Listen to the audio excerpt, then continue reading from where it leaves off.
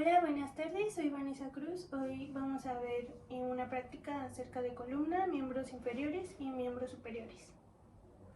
Empezaremos con exploración de columna. En la columna hay en total 33 huesos. La región cervical se compone de la C1 a la C7. La región torácica o dorsal, que en este caso es la espalda, entonces es dorsal, es de la T1 a la T12. La región lumbar es de L1 a L5. La región sacra de S1 a S5 y está el coxis. En total son 33 huesos, como ya mencioné, pero los primeros 27 van a permitir el movimiento. Para la inspección de la columna vamos a primero observar si el paciente presenta cicatrices, atrofias musculares o cualquier otra cuestión que nos imposibilite la movilidad. En este caso vemos que no, nada más presenta una cicatriz en la región dorsal y vamos a checar la alineación de la cadera, de los hombros y de los omóplatos. En este caso todo parece ser normal.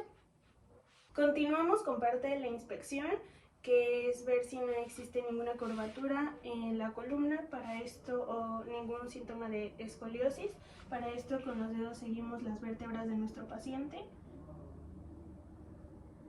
fijándonos que, por ejemplo, en el paciente están derechas, pero en algunos casos puede existir una curvatura que puede ser visible con los dedos. En este caso no es así. Ahora vamos a ver los movimientos normales de la columna. Lo primero va a ser una flexión, que es cuando el paciente se estira al grado de poder tocar sus pies. Vemos la curvatura de la columna. Luego una extensión, que es para atrás. Luego una inclinación del lado derecho, una inclinación del lado izquierdo y regresamos a la posición anatómica. Ahora continuamos con los miembros superiores. En esta lo primero que se hace es la inspección. Vamos a revisar en los brazos de nuestro paciente si no existen relieves óseos o atrofias musculares, inflamaciones o cicatrices. También podríamos observar hemitrofia, hipertrofia o crecimientos lateralizados anormales, que en este caso podemos ver que no es así. Al levantar los brazos de nuestro paciente nos damos cuenta que tiene el mismo largo en ambos brazos. A continuación vamos a ver los movimientos normales de los brazos. Lo primero que vamos a hacer es una flexión, una extensión, una abducción y una aducción. Después vamos a hacer una rotación externa y una rotación interna. A continuación vamos a hacer las maniobras para miembros superiores. En estas nuestro paciente tiene que estar sentado. El signo de Wetter o la deformidad de Popeye se presenta cuando hay una ruptura del tendón largo del bíceps y produce una deformidad muy característica. Esta se puede hacer al momento de tener el brazo extendido del paciente y el antebrazo en supinación. El signo de la tecla es para visualizar si hay una luxación o subluxación que se evidencie en la parte de la articulación acromioclavicular. La maniobra de Joe se puede realizar con el explorador posterior al paciente. Va a tener una rotación interna máxima de los antebrazos de manera que los pulgares miren hacia abajo. El paciente debe resistir la fuerza hacia abajo que le imprime el explorador. Si hay una ruptura del tendón supraespinoso, los brazos del paciente van a caer. Pero lo más frecuente es que se produzca dolor que dificulte el mantener el brazo en esta posición. Test de Gerber. El explorador va a colocar el brazo del paciente en rotación interna con la mano en la columna lumbar a unos 10 centímetros de la espalda, pero sin llegar a tocarla. Entonces el explorador va a hacer una fuerza en la mano que el paciente debe resistir. No es capaz de hacerlo es porque hay una ruptura del subescapular. Prueba de NIR. El examinador con una mano estabiliza la escápula e impide la elevación del hombro y con la otra se procede a levantar pasivamente el brazo en rotación interna. La prueba se realiza para comprobar si hay compresión de los tendones del manguito y los rotadores en el arco coracromial. Es positivo si provoca dolor entre los 70 y 120 grados. Prueba de Yokum. El examinador va a colocar el brazo del paciente en aducción y la mano colocada sobre el hombro contralateral. El explorador procederá a hacer una elevación del codo del paciente y cuando es positivo, este movimiento despierta dolor. Esta prueba se usa cuando se sospecha el pinzamiento del manguito rotador del hombro.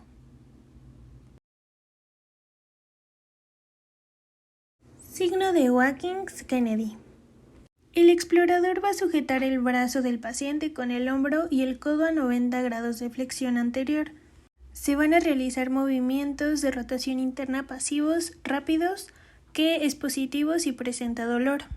Es también una maniobra para demostrar un conflicto en el espacio subacromial, tanto por patología del manguito rotador como de la bolsa subacromial.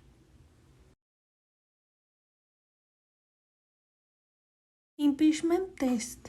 Con el paciente sentado, se pone el brazo a 90 grados de abducción y rotación externa completa, lo que provoca también un síndrome de impacto doloroso.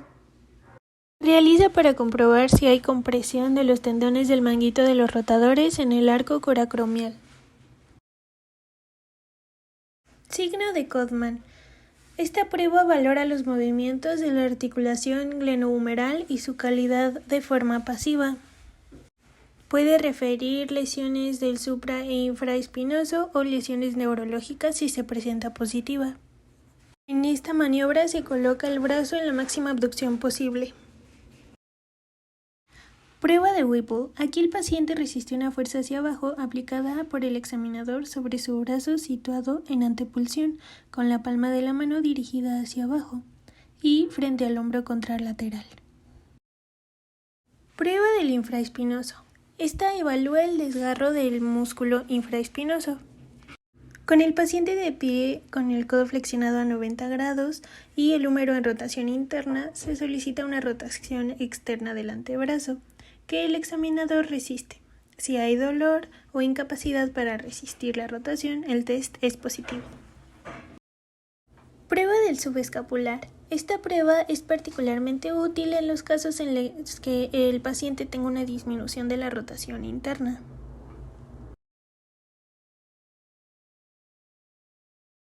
Evalúa la patología del bíceps como en la tendinopatía del bíceps.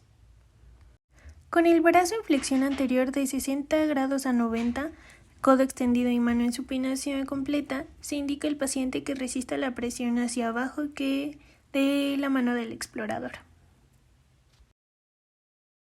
Maniobra de Yergason.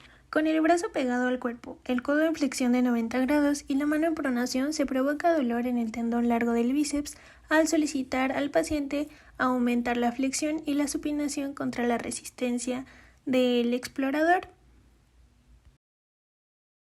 Prueba de Abbott y Saunders. Esta prueba se realiza con el paciente sentado y el explorador situado detrás del paciente, con una mano bloqueando el hombro y palpando el tendón largo del bíceps, y con la otra sitúa el brazo en una abducción de 120 grados y rotación externa. Prueba de Ludington. El paciente coloca ambas manos sobre la cabeza con los dedos entrecruzados y las palmas hacia abajo. En esta posición, se invita al paciente a contraer y relajar los bíceps. Si hay una ruptura del tendón de la porción larga del bíceps, la contracción es débil, y si hay una tendinitis, esa contracción será dolorosa. En este caso podemos ver que no lo es.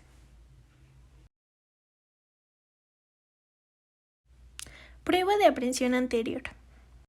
El paciente va a llevar el brazo en abducción de 90 grados y rotación externa.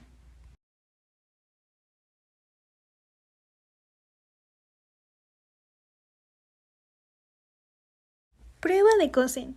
En pronación del antebrazo se dice al paciente que haga una flexión dorsal resistida de la muñeca con el codo en semiextensión.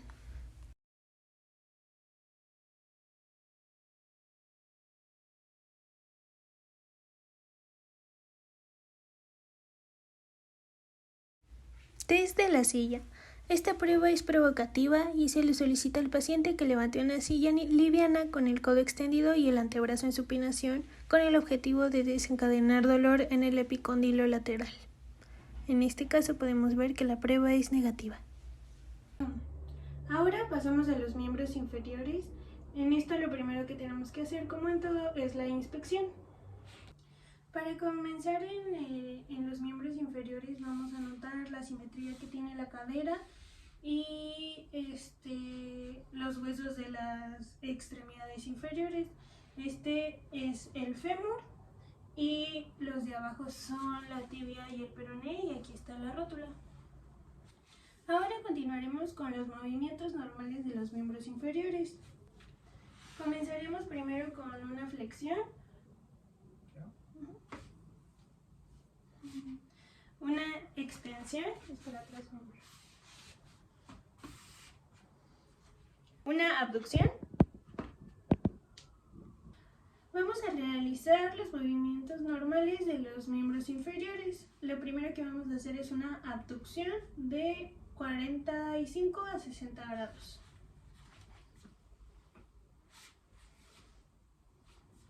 Luego vamos a proceder a hacer una aducción. Esta puede ser con una pierna encima de la otra y los grados son 30 grados.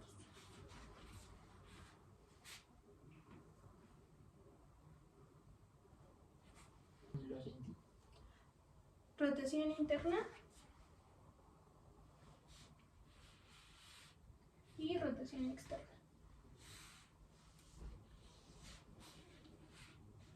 Bien, vamos a comenzar con las maniobras de miembros inferiores. Primero es el test de Over.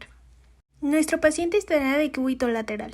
Va a estar sobre el lado no evaluable manteniendo la flexión de la cadera. El explorador va a tomar una toma craneal de la cresta ilíaca y la otra mano se coloca sujetando la pierna del paciente en flexión de rodilla, partiendo de flexión de cadera y abducción, manteniendo estable la cadera. Realizaremos una extensión de cadera y dejaremos caer la pierna hacia la aducción hasta que se sienta movimiento en la pelvis. Es importante mantener la pelvis estable.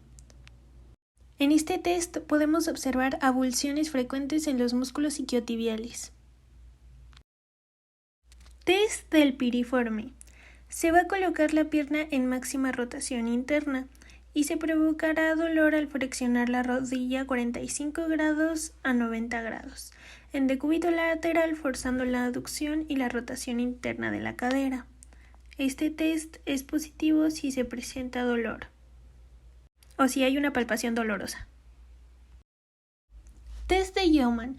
Este test se realiza en decúbito prono para hacer una hiperextensión de la cadera en flexión de rodilla para poner de manifiesto una tendinitis del glúteo mayor. La extensión le corresponde al glúteo mayor y a la parte posterior del glúteo medio. Maniobra de Weber-Brastow. Colocando ligeramente en flexión las rodillas y las caderas y apoyando los pies en la cama, el examinador situado delante observará si hay alguna dismetría y si ésta es de origen femoral o tibial. Prueba de Galeazzi-Ellis. Esta prueba nos va a servir para saber el acortamiento tibial. El paciente se encuentra en decúbito prono, flexionando las rodillas a 90 grados y mirando la altura relativa en ambos talones. Prueba de Thomas. Se realiza con una pierna en extensión mientras se flexiona la otra más allá de los 90 grados. Test de Craig. Se utiliza para medir la anteversión del cuello femoral por medios físicos.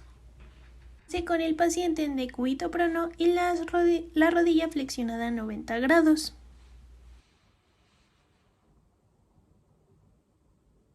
Es positiva si presenta dolor.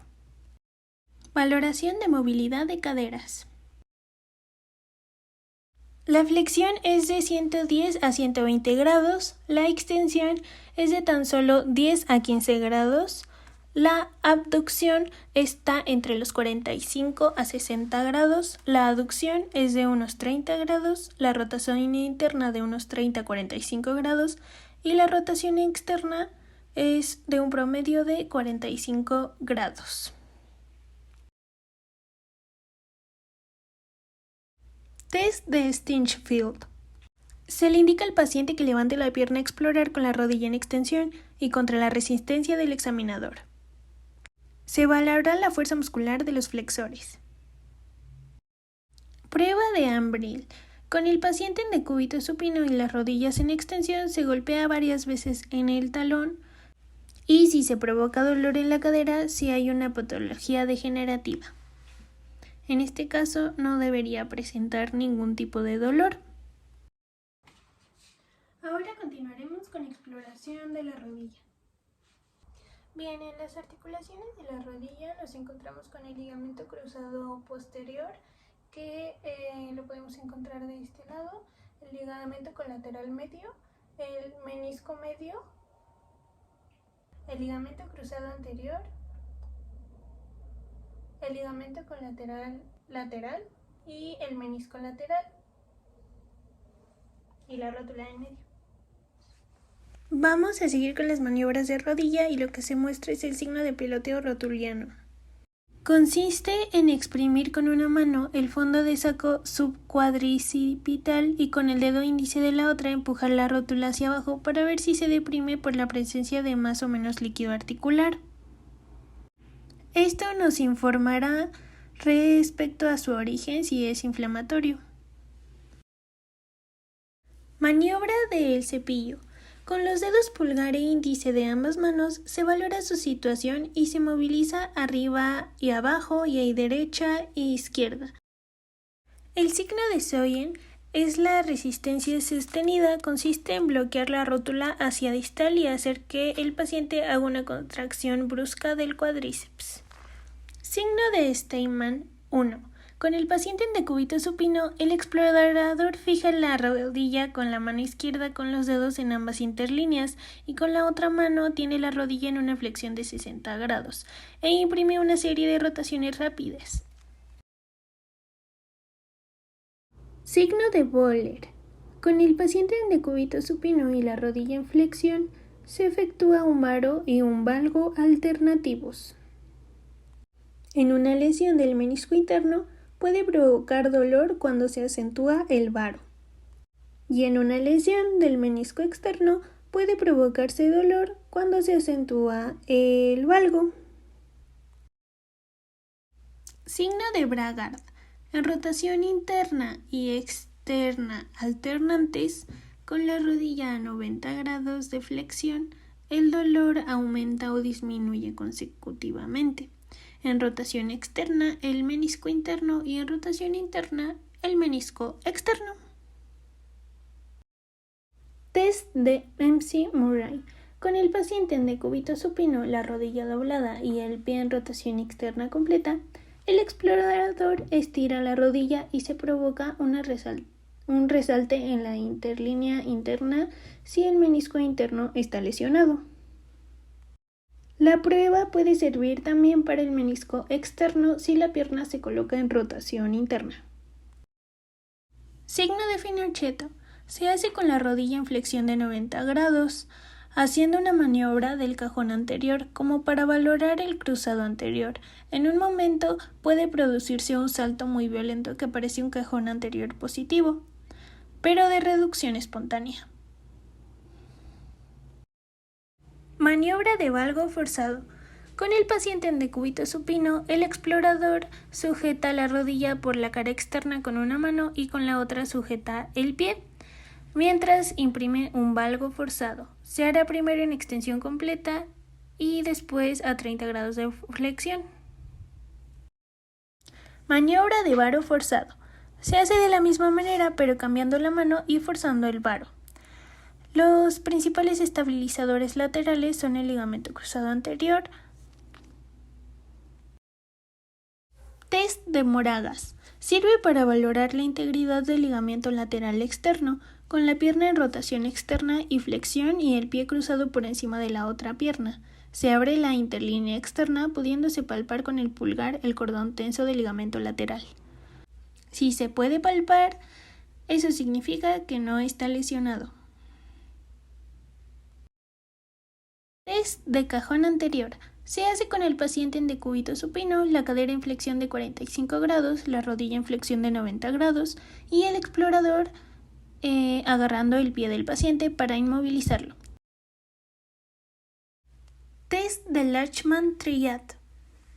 Es el más importante para la valoración del ligamento cruzado anterior. Se hace con una mano sujetando el fémur y con la otra tirando la tibia hacia adelante. Puede hacerse también en decúbito prono, pero decidimos hacerla en decúbito supino. Eso sería todo. Muchas gracias por ver.